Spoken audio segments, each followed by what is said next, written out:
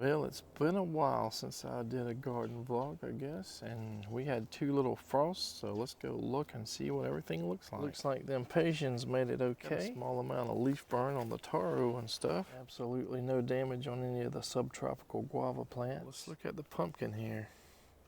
Definitely got some leaf burn on, especially the ones that are higher up. The leaves that are high, growing up in the air there, that were exposed to more air. And back there you can see there's some of the banana mound leaves. That banana got some frost burn. So we got to about 33 degrees, I want to say. And it probably wasn't exposed to that temperature for a long time, you know.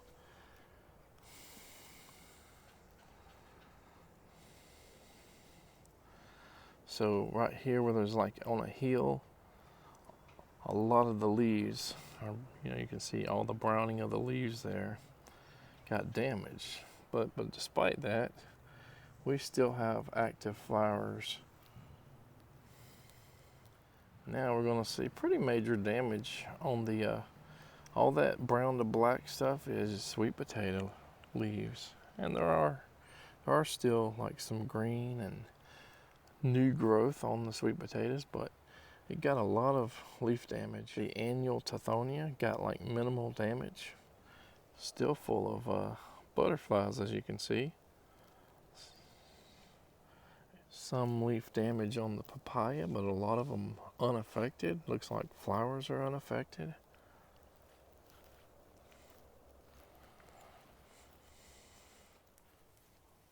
There's a little browning of some of these avocado leaves, but that might have been just from transplant, stress and stuff too, and not specifically about the light frosts we got. Here's just the other side of the sweet potatoes, as you can see. Quite a bit of leaf damage. The pumpkins the stems have still not started to dry out or shrivel or anything, but over the last few days we found two more. Let's see if we can zoom in on this guy. That's probably a 40 pounder, and that guy there may be a 30+ pounder. They hide really well until they get bigger, until maybe some insects damage the leaves, or frost damage and they start to shrivel, like this one here, which we found a week or two back. It's still hard to see unless you're at the right angle, but that's probably a 40 to 50 pounder right there. In this jungle where more could be. I mean, look, there's just dense 1,000 feet plus of vines going everywhere.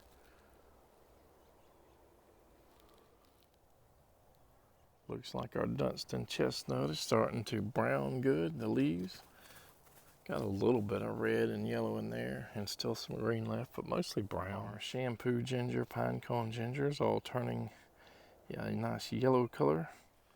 So there was a microclimate, or a few microclimates, and we usually consider microclimates as places that are warmer than normal. But there was a microclimate probably 30 to 35 miles from here, where somebody in their garden took a temperature reading on that first frost we had, and it was 27 degrees Fahrenheit. Ridiculous. Our turmeric had probably already started turning yellow and kind of dying down. This little ginger here is not looking that bad, but it's got walls around it and it's a raised bed. Probably still some composting going on, and a lot of bacterial and earthworms and stuff working in the soil and making it warm. Bokens are not quite ready to eat yet. We have definitely been enjoying these red navels here.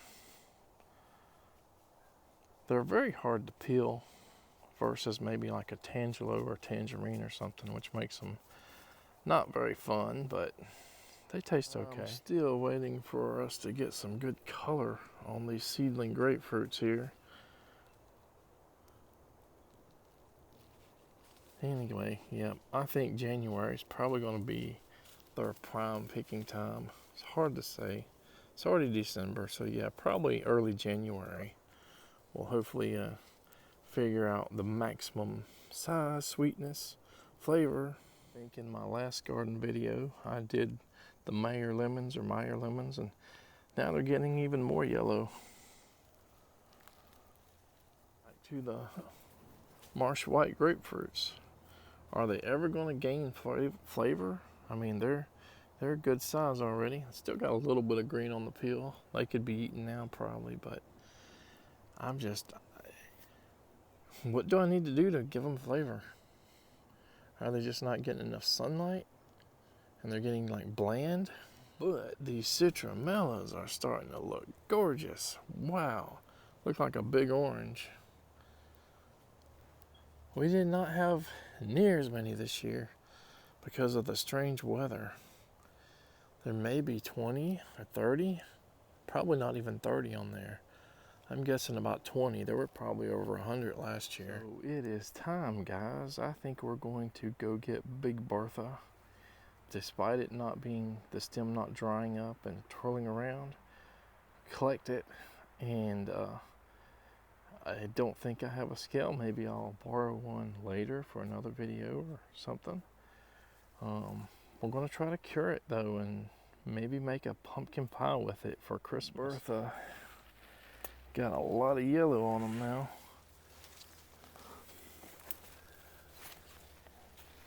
Let's see if we can look at it. You're not going to be able to tell much at all looking like that till we get it out in the open. Wow. Definitely got some yellow, orangish colors on it. And it is not the biggest one. Just looking, I can tell visually. There's some out there that are probably 10 or 20 pounds heavier. And it's definitely getting some orange almost to it instead of just yellowing. We'll see. I better not try to roll it down and look at the bottom. I'm kind of hugging it to look at the bottom, but you can see it's trying to get like those orange pumpkin-y colors at the bottom already. Guys, that is it for this video. We got our plants here to bring back in the house if it gets another frost going. Got them ready to go, and now we're just going to wait for that pumpkin to cure and just hope that it makes a really good pumpkin pie. Take care.